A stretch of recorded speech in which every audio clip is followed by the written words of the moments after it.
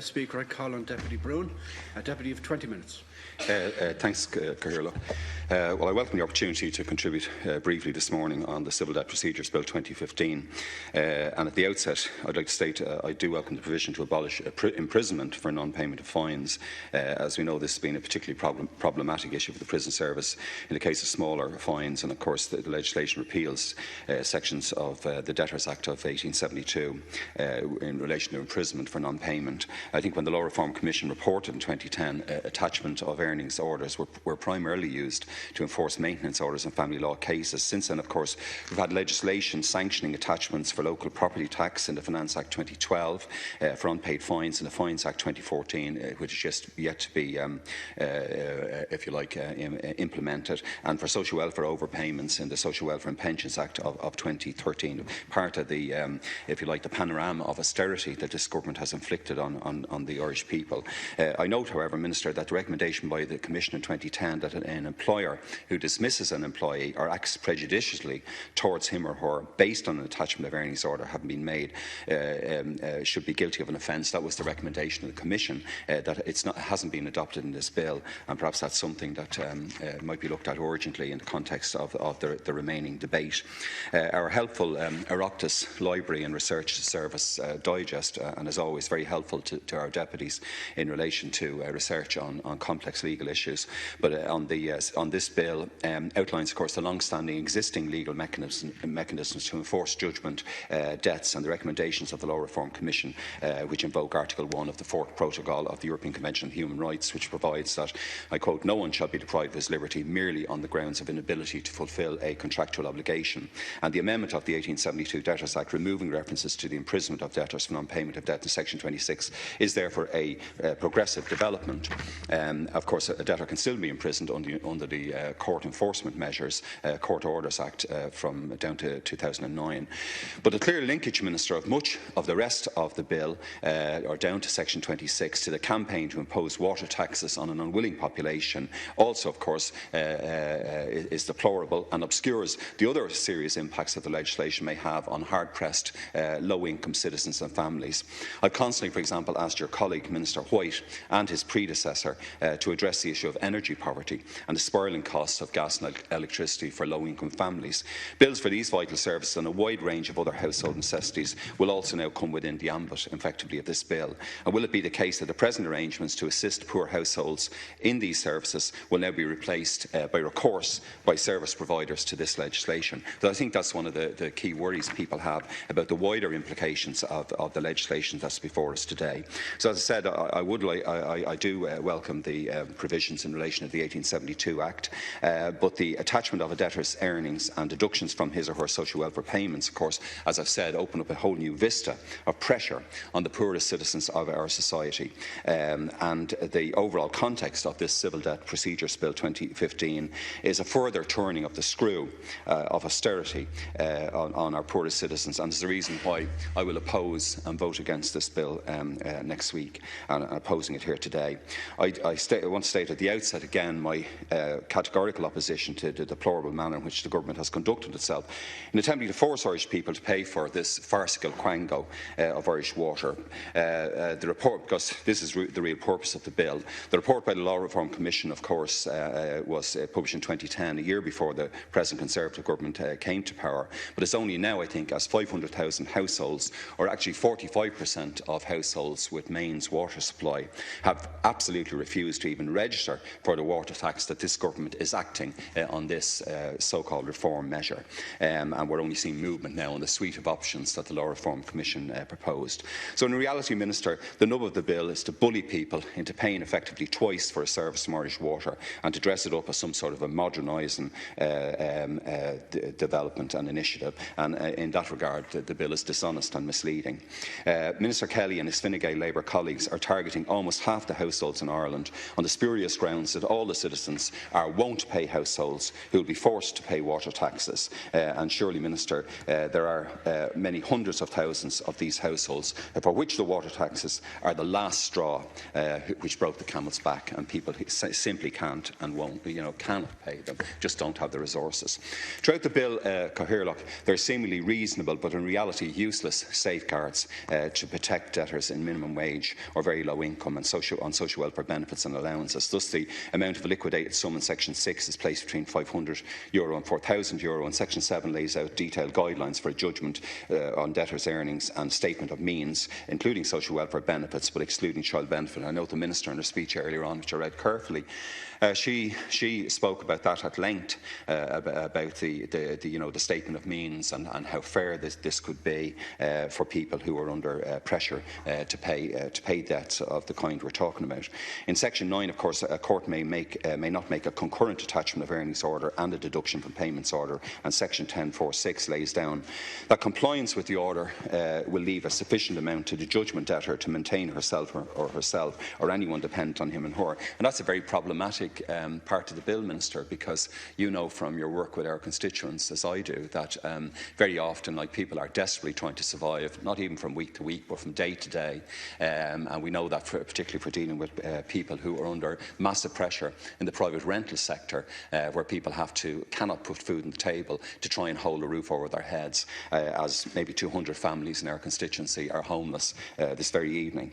The Minister for Public Expenditure and Reform, of course, is given a key role in determining the employer of judgment debtors, and this in the service of the state, people who work in the service of the state, including ourselves. The Minister for Social Protection, of course, has a smaller key role in Section 16 to 19 for judgment debtors who are beneficiaries of net scheme payments.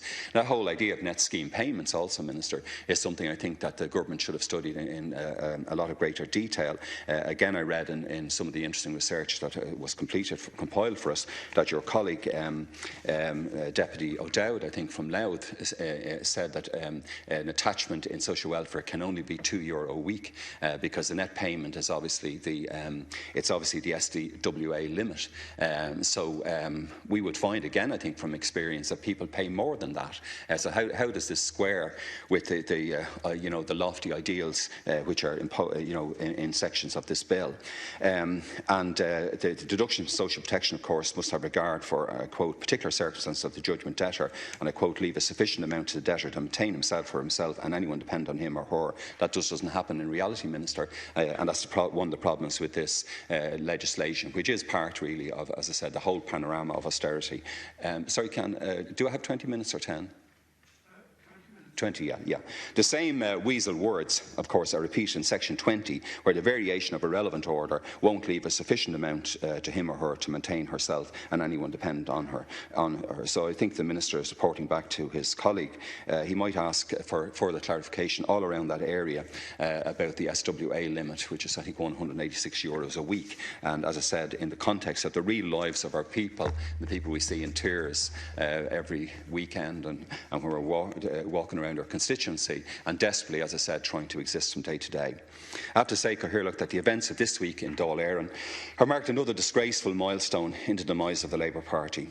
The savage cuts imposed on lone parent families this week by Taoiseach Burton and the imposition by guillotines of Minister Kelly's Environmental Miscellaneous Revisions Bill and this Civil Debt Procedures Bill 2015 represent a destructive assault on the poorest sections of Irish society and the total abandonment of the century-old egalitarian economic ideals of the founders of the Irish Labour Party. Sometimes, Cathaoirleach, I look around me on these benches at some of the senior Labour TDs, people whom, sadly, I sometimes refer to now as extinct volcanoes. And I look back in times past over the last number of decades, and some of these colleagues who still take the Labour Party whip, they'd have fulminated and savagely, remorselessly condemned this bill here today, the disgraceful bill we had yesterday, and what happened to lone parents on Thursday. They would have said that is the direct opposite part of the political spectrum for which any workers' party should stand. But they haven't done that. They've gone gently, quietly into the good night of oblivion, which will happen to them, sadly, at the coming general election. And of course, instead of condemning those measures, which they should have done before the Rabbitte Gilmore leadership eviscerated and destroyed the heart and mission of the Labour Party, as those gentlemen and their colleagues tried so hard and so desperately, and indeed in a hand-to-hand way, Minister, but signally failed to do before 1999. Indeed, Deputy Gilmore had the effrontery to stand up in one of these seats a couple of weeks ago in this chamber and talk of the political cost to himself, The political cost to himself from his appalling betrayal of the independent Labour programme developed from 1997 by the generations of the Labour Party down to that year. Nowhere, of course, did Deputy Gilmore recognise the intense suffering and the real cost, the real economic and social cost visited on our citizens by his cowardly surrender to the vicious Fianna Fáil, Fine Gael austerity project from 2009. And it's a project, of course, unfortunately, Minister, you yourself have also embraced. Like the so-called environment legislation of the past few days, this Civil Debt Procedures Bill is another sleeve-in and sinister law designed to intimidate the huge portion of our nation who remain steadfastly opposed to water taxes. But when a majority of a nation, of our people, and it is a clear majority, we know that from walking the streets, from attending meetings in our own constituency, Minister, from valiant groups like Clare Hall says no. Clare Hall does say no, and Marino says no, and Dooney says no, and Clontarf says no, and Raheny says no, and Coolock says no, all the way across, and Hote says no. They have all said no to this imposition as the straw that broke the camel's back. Because we, as you know, Cathaoirleach, as you know, we Dublin deputies and urban deputies, because the levels of property tax we pay to local government is so immense that this issue was the final straw for many people.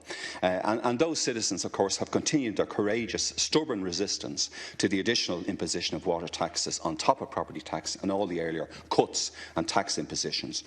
So I believe this legislation may well prove a hopeless and useless device to cow and intimidate literally the millions of our people who have steadfastly refused to register, like myself, for this new poll tax.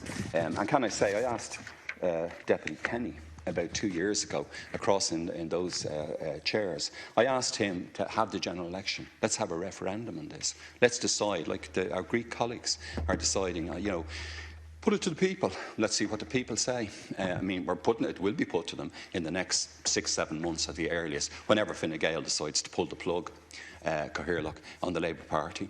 That